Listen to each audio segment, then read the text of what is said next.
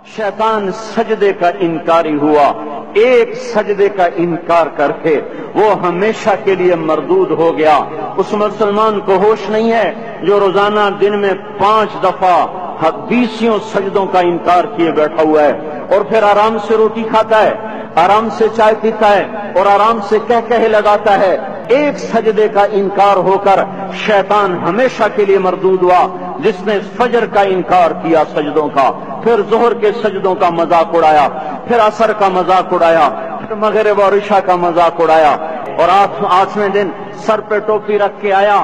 8 دن جس نے اتنے سجدوں کا انکار کیا، وہ اس بات سے نہیں ڈرتا کیا ہوگا اس دن جب جن بچوں کی خاطر یا جس نفس کی خاطر اللہ کے بغاوت کی کہ اٹھا نہیں جاتا، آیا نہیں جاتا، گرمی بڑی ہے، سردی بڑی ہے، اندھیرا بہت ہے، کیا قبر کے اندھیرے یاد نہیں ہیں؟ کیا قبر کی گرمی یاد نہیں ہے؟ کیا جہنم کی آگ بھول گئے؟ کیا جہنم کے عذاب بھول گئے؟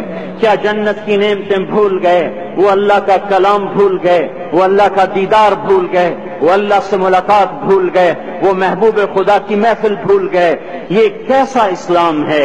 یہ کیسے پتھر دل ہیں جو کمانے میں تو ایسے مست ہوئے کہ ہوش نہیں، اور جب اللہ بلائے تو ایسے غافل ہو جائیں، نہ بوڑھے پر جوڑیں گے، نہ جوان کو ہوش آئے، نہ کسی عورت کو ہوش آئے، نہ کسی مرد کو ہوش آئے، نہ بازار بند ہوں۔ ارے میرے بھائیو، حکومت سے پیسہ بچانے کے لیے ہڑتالیں کی، 20 دن بازار نہ کھولے، نماز کے لیے اگر دکانیں بند کرتے تو آج اللہ تعالیٰ آپ کو ہر ظالم سے باہر نکال دیتا۔ کوئی ظالم نہ آپ کے مال پہ ہاتھ ڈالتا، نہ آپ کی عزت و آبرو پہ ہاتھ ڈالتا۔